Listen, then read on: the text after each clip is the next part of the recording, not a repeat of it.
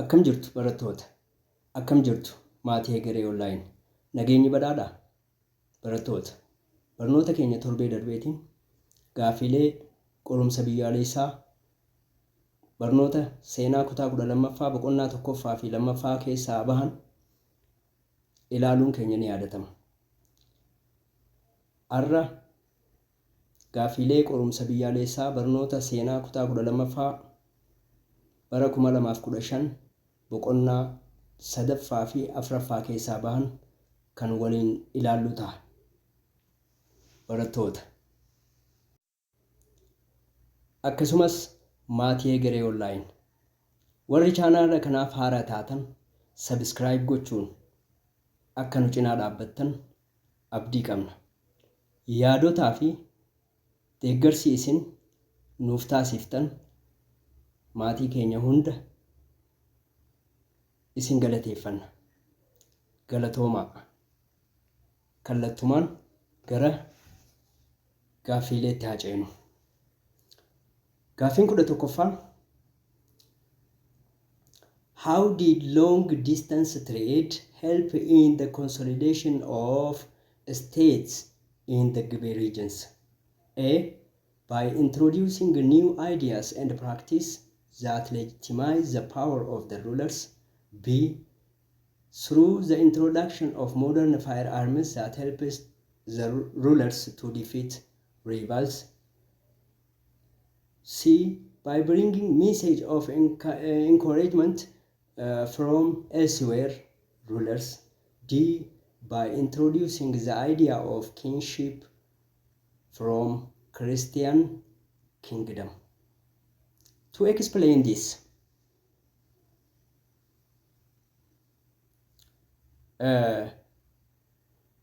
long distance trade of the 19th century Ethiopia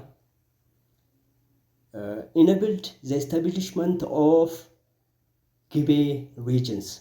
Not only that, but also the introduction of Islam into the regions enabled the establishment of monarchical state in the Hegeree regions. As well, the raising power of world leaders, commonly known as Abbadula, was changed into motis. Due to this, Ethiopian long distance trade of the 19th centuries. Kanafu, deebisaan isaa D, by introducing the idea of kingship from the neighboring peoples. So the answer is D.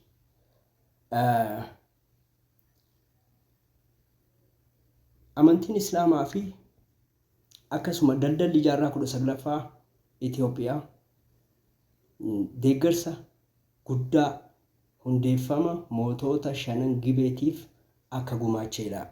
Gaafiin kun kan himu jechuudha. Gaafiin 12ffaan, what was the major difference between the administrative style of the Emperor Tewodros and Yohannes? Garaagarummaan sirna bulchiinsaa, siistama bulchiinsaa Emperor Tewodrosii fi Yohannesii maalii kan jedhu gaafata. A. Tewodros sought to use modern techniques of administration while Yohannes did not. B. Tewodros employed Europeans in his administration while Yohannes did not. C. Tewodros centralized power in his hands while Yohannes did not. D. Tewodros sought to use the church in his administration while Yohannes did not. To explain this, here it is important to see the administrative styles of the two emperors. Mee garaagarummaa sirna bulchiinsa mootota lameenii haa ilaallu. Tewodros wanted to reunify Ethiopia by establishing a strong centralized Ethiopia under his absolute rule. Tewodiroos akkuma beekamu sirni isaa centralization fi absolute kan ta'e kan namoota muraasan hoogganamu sirna akkasiitii ijaare jechuudha. He mostly resorted to coercions rather than approaching and convincing the regional lords. Tewodiroos yeroo baay'ee sirna bulchiinsa isaa keessatti humna baay'ee kan fayyadamu ta'uu isaati jechuudha. Hariiroo isaa fi lordota naannoo mootota naannoo jidduu jiru humnaan fayyadamuudhaan isaan kan bulchu ta'uu isaatii fi while Johannes was willing to share power with his vassals and he recognized the regional autonomy. That means he recognized these local rulers so long as they accepted the overlordship of the emperor. As well, these regional lords paid annual tributes for him. So Johannes was willing to discuss with the regional lords and he solved the problem. Through discussion. So he used a kind of federal approach in his administration style. So the answer is C. Tewodiroos centralized power in his hands while Johannes did not. The next question.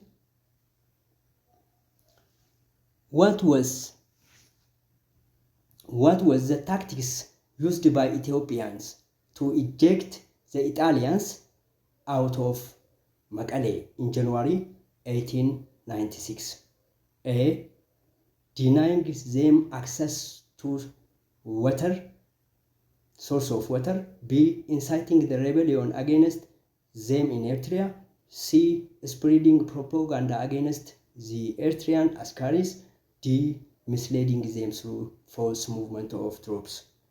To explain this, kana ibsuudhaaf here the Mekelle side is started from 7 to 21 January 1896.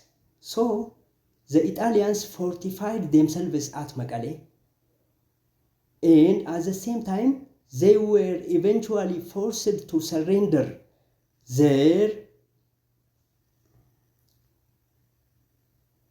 as the Ethiopian forces under the Hegeree had controlled the stream which the Italians used to fetch water for drink. So, surprisingly enough, Menelik allowed the surrender of the Italian troops to go to north and rejoin with their compatriots. So asirratti waraana Adwaatiin dura kan gaggeeffame Mekelle side jedhamuudhaan kan beekamu taaktika akkamiin fayyadamuudhaan Mekelle keessaa baasan ka jedhu hima. So asirratti the commander Xaayituu tactics of encircling the water, drinking water, and prohibit Italians to fetch that water. Madda bishaan dhugaatii waraana Xaaliyaan dhooguudhaan Xaaliyaanota akka Mekelle side keessaa bahaniif deeggarsa cimaa taasiste. So the answer is A. Denying them access to source of water. Question number 14. Why did Shawa nobility oppose Lijiyasu? Because he sought to introduce modern system of administration. B. He worked to recognize Ethiopia's foreign policy.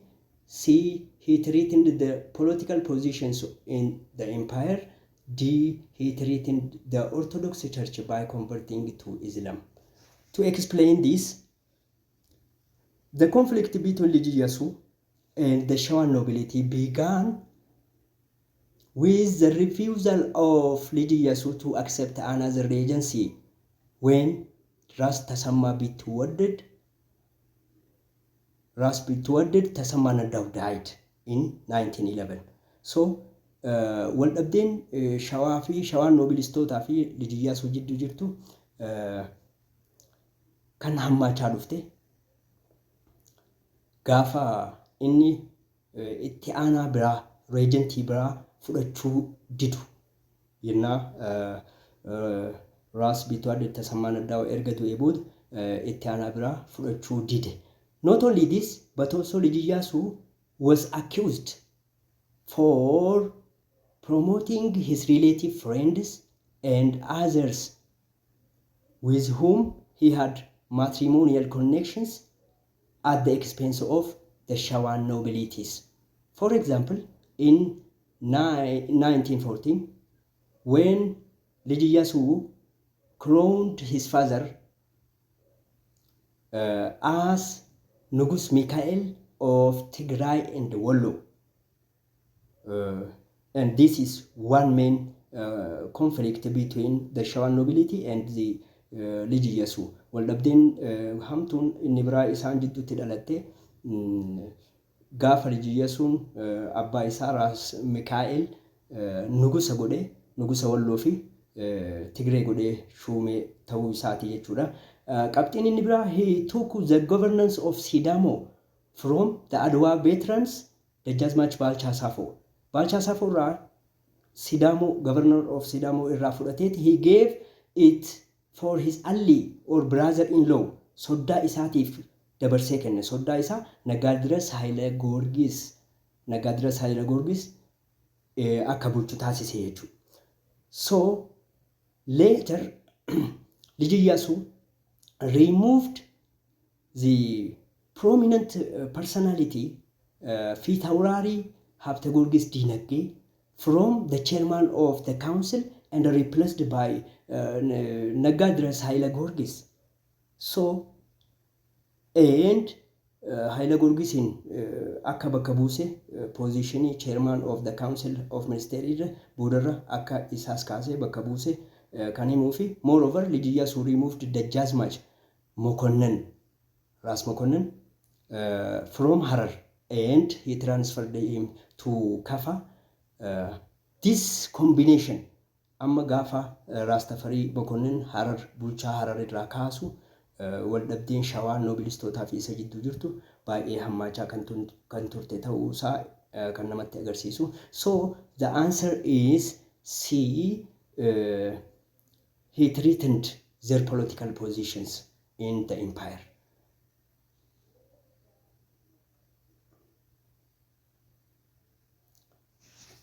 The 15th question, Gafin Kudashanafa, which one of the following initiatives of Liji Iyyaasuu was important in reforming the legal system in the country?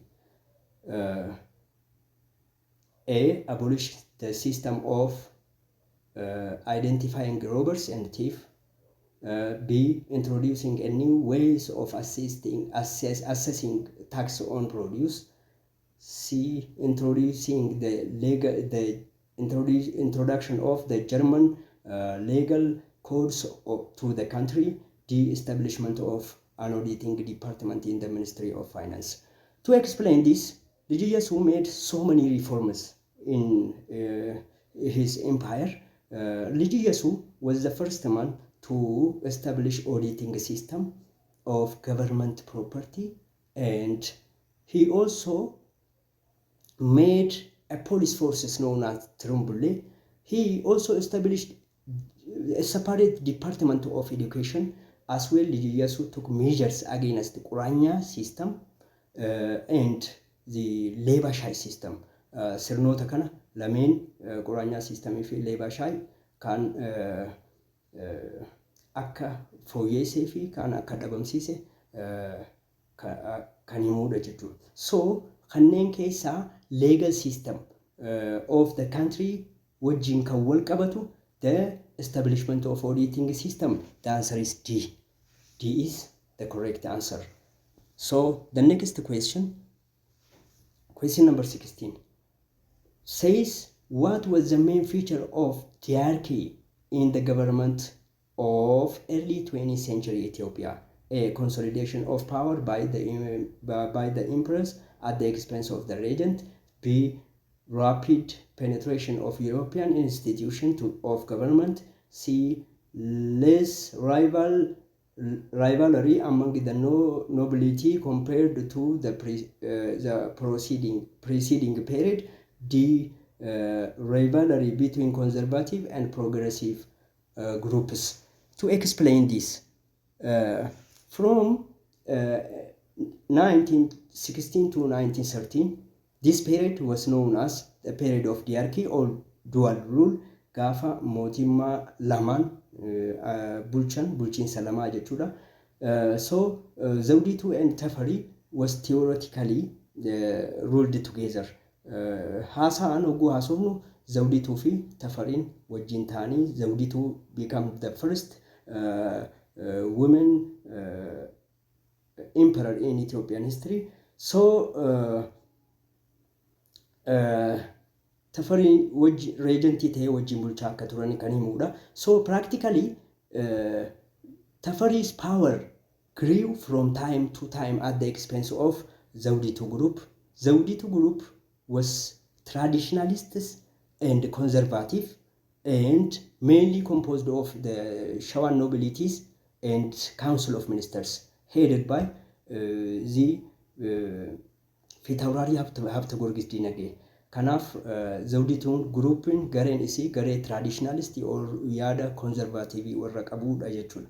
So while the progressive group was headed by Tafari, Tafarin garee progressive idea enlightened educated group kan dursu isa. So isaan kana gidduutti dorgommii ture jechuudha. Dorgommii kana Raas Tafariin injifachuudhaan akka mo'atee injifatee mootii ta'e kan himudha. So the answer is D, rivalry between conservative and progressive group. The next question deals with which one of the following provisions of the 1931 Constitution enabled the creation of autocratic rule by Emperor Haile Selassie? Which provisions? A, stated that the parliament should have lower and upper chambers. B, gave the emperor the right to disband parliament at his own will. C, granted emperor the right to sign treaties with foreign powers. D, stated that the emperor should be the direct descendant of King Solomon. To explain this, the 1931 Constitution has based on 5 fundamentals, which includes seerri jalqabaa bara 1930 akka ba'e kun wantoota ijoo 5 irratti kan xiyyeeffatudha. Isaanis the crown of the emperor shall be transmitted to the descendants of the imperial blood, warra hidda dhalata hariiroo isaanii qabuun qofaan akka aangoon dhaalamtu kan himu. Inni lammaffaan the imperial government assures the union of Ethiopian nations and territory. Tokkummaa ummattootaa fi daangaa Itoophiyaa lammaffaan kana. Sadaffaan consolidate central imperial power of the emperor. Kanaaf central government aangoon centralized akka ta'u kan himuu fi the existing absolute feudalism rule traditionally used by the government of the emperor. So the parliament is able to study issues pertained to the rights and obligations of the peoples. So the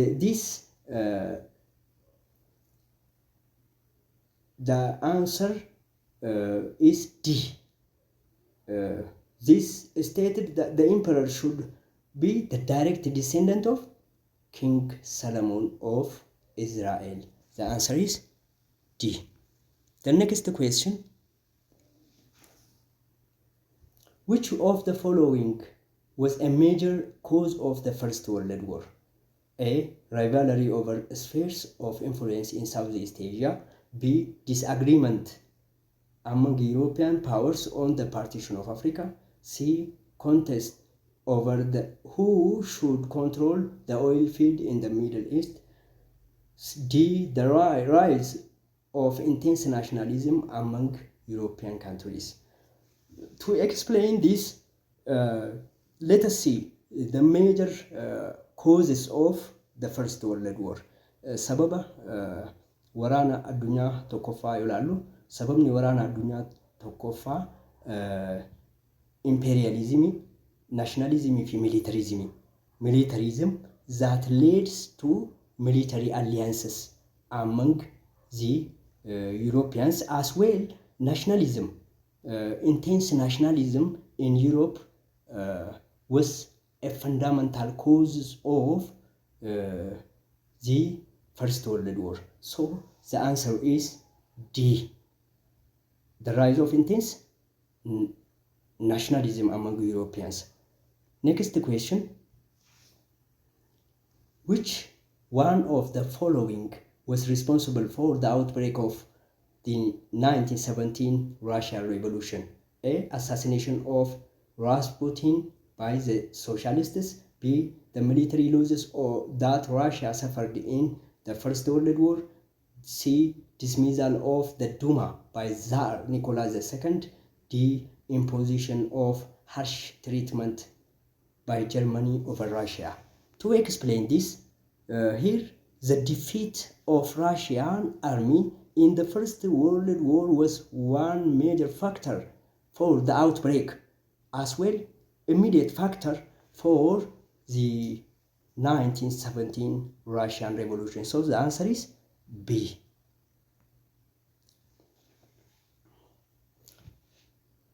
The next question: which of the following was true about the period of Italian occupation of Ethiopia? The introduction of decentralized administration.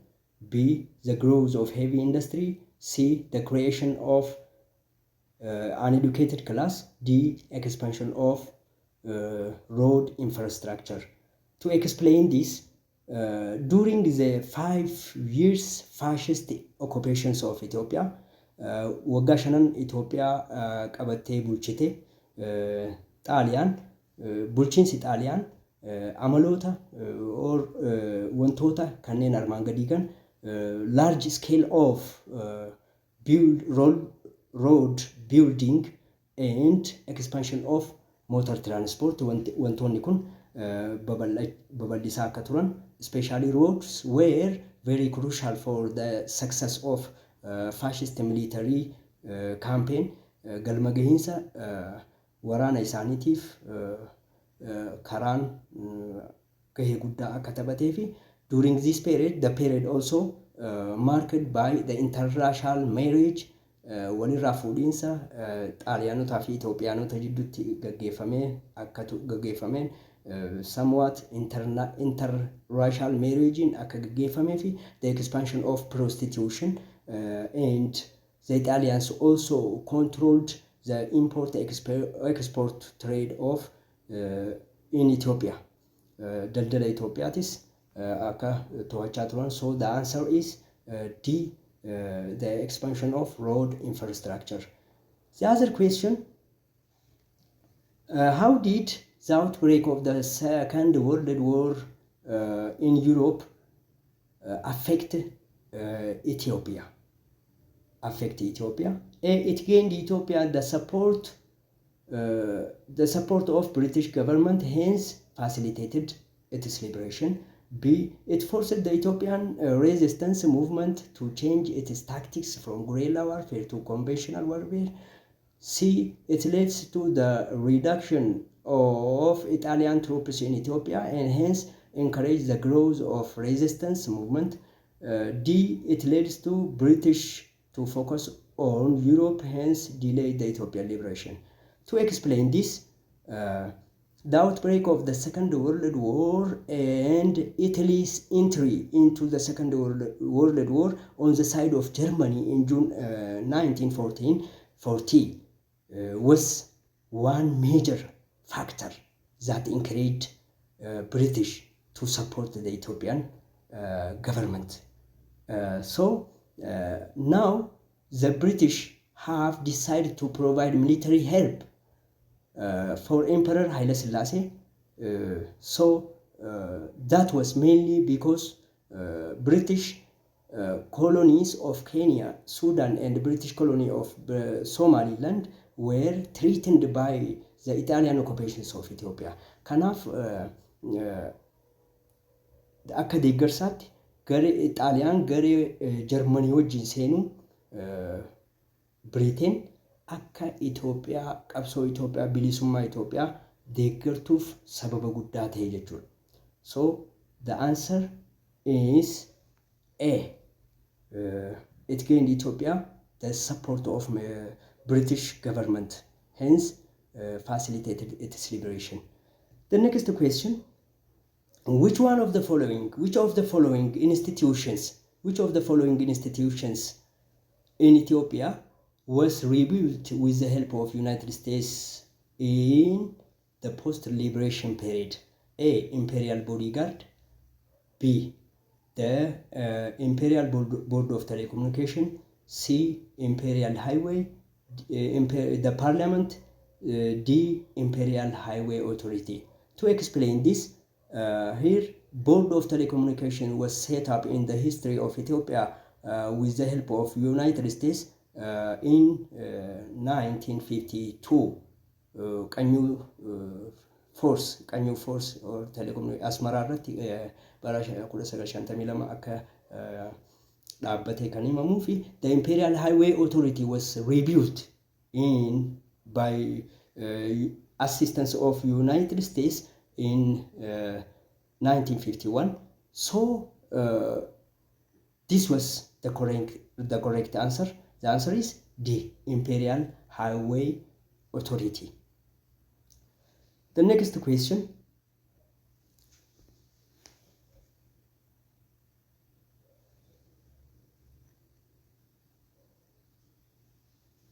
how did Tedros II come to power?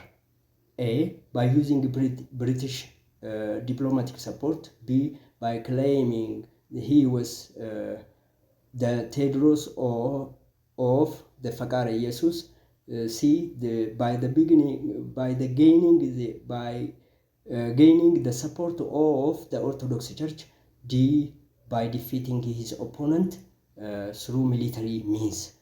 To explain this, Tedros akkamitti gara aangoo dhufe kan jedhu kan ibsudha. So Tedros came to power by defeating 4 successive battles against powerful regional lords. So in November of 1852, he defeated Dejazmach Goshu Zaude of Gojam at Kuramba. In 53, Dejazmach Kasa routed Ras Ali Alula and others at the Battle of Gorgorabichin. Then Kasa launched military attack against Ras Ali. He defeated Ras Ali at the Battle of Aishal. And finally, the Battle of Aishal was the end for Warasheh dynasty. And finally, the Jazmach Kasa defeated the lords of Samin, Wube or Hailemariam of Samin at the Battle of Dreske, and after that he crowned Emperor Tedros II. So the answer is D. by defeating by means of military forces. The next question says, what was the significance of the Battle of Assam for Kasa Mircha of Tigray? A. It helped him to become a sole governor of the provinces of Tigray. B. It convinced him to modernize his army if he wanted to become an emperor. C. It helped him defeat a major rivals, hence become emperor. D. It convinced the British to support him in his bid to become emperor. To explain this, in July 1871, the Battle of Assam, the Judgment Kasa Mircha of Tigray defeated and captured Emperor Tagle Giorgis and brought the reign of Emperor Tagle Giorgis to an end, and Kasa Mircha, he became Emperor of Ethiopia. So the answer is directly C. It helped him defeat a major rivals, hence become an emperor. The other question, what strategy did Menelik use in his expansion to the south prior to 1889? A. Peaceful methods among the Christians, but force in non-Christian area. B. A combination of diplomacy and force across the whole regions. C. Force for state society, but negotiation among non-states people. D. Overwhelming forces across the whole regions. To explain this, kana ibsuudhaaf Minilik babal'ifannaa waggaa gaggeessu gara kibbaatti istiraatejii akkam akka fayyadamaa turee fi kan gaafatu Minilik expansion methodii lamaan keessaa this was characterized by peaceful submission and forceful subjugation. Humnaa fi nagayaan warri empire isaatti dabalaman akka jiranidha. So methodii lameen kana, the answer is directly B. The next question, why did Article 17 of Wuchale Treaty become a source of conflict between Ethiopia and Italy? A. Because the Amharic and the Italic versions did not agree how long Italy should stay at Mazawa. B. Because the Italian version suggests that Menelik had agreed to give Marab Milash to Italy. C. Because the Amharic and the Italic versions did not agree on the boundary of the two states. D. Because of the Italian versions stated that Ethiopia has agreed to become an Italian protectorate. To explain this, the treaty of Wuchale was signed between Nugus Menelik and Count Petro Antenoli on May 2, 1889. This treaty, Article 17 of Wuchale Treaty, has different meaning in Italian and Amharic versions. Afaan irratti afaan Xaaliyaanii fi afaan Amharic wal dhaba. Kanaaf madda wal dhabdee ka ta'e kana jechuudha. The Italic versions the Amharic versions, Menelik may or could use the service of Italian government in dealing his relation with foreigners. Menelik yeroo biyyoota alaatii wajjin hariiroo godhu tajaajila warra Xaaliyaan fayyadamuu danda'a ka jedhuu fi the Italian versions make it mandatory that Menelik had to conduct all his foreign contact through the agency of Italian government. The Italic version in it reduced Ethiopia to the status of Italian protectorate, colony goda jechuudha. So birmadummaa biyyattii kasarbu waan ta'eef the answer is D. The next question.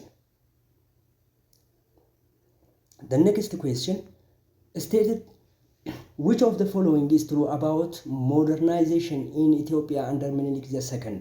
A. It was limited to the building of schools by foreign missionaries. B. It was advanced by the cabinets established in 1907. C. It was not supported by large sections of the population. D. It failed mainly because of lack of finance. To explain this, Menelik II began large scale of modernization, which includes minting national currency, mallaqa, empire kana mint godhuudhaan eegale, construction of schools, manneen barnootaa ijaarsa, akkasumas buufataalee fayyaa, health and installing Ethio-Djibouti railway, karaa baabura Ethio-Djibouti railway kan akkasumas telephone, telegraph, telecommunication akka biyyattii keessatti gabbatu taasisu, and furthermore this establishment of the Council of Ministers. So these are attempts to modernize the Ethiopian countries, Ethiopia. So the answer is B. It was advanced by the cabinets. The next question. Which of the following is not correct description of the long distance trade routes of the 19th century Ethiopia? A. Bonga Jiren Asandabo Dariata. Jiren. B. Jiren Saka Sodo Aliyuamba. C. Baso Dariata Gondar Matama. D. Jiren Roge Harar Masawa. This is here. It is very important to see map Ethiopia. Daldala jarraa kudha saglaffaa kana ilaaluun barbaachisaadha. So which is not correct description? Kan ibsi sirriin ta'in kamii ka jedhudha. So asirratti amma wanni deebisuu dandeenyu particularly conceptiidhaan ilaallee deebisuu dandeenya jechuudha. Akkamitti Harar Matsawwaa ka jedhu kun wrongidha jechuudha.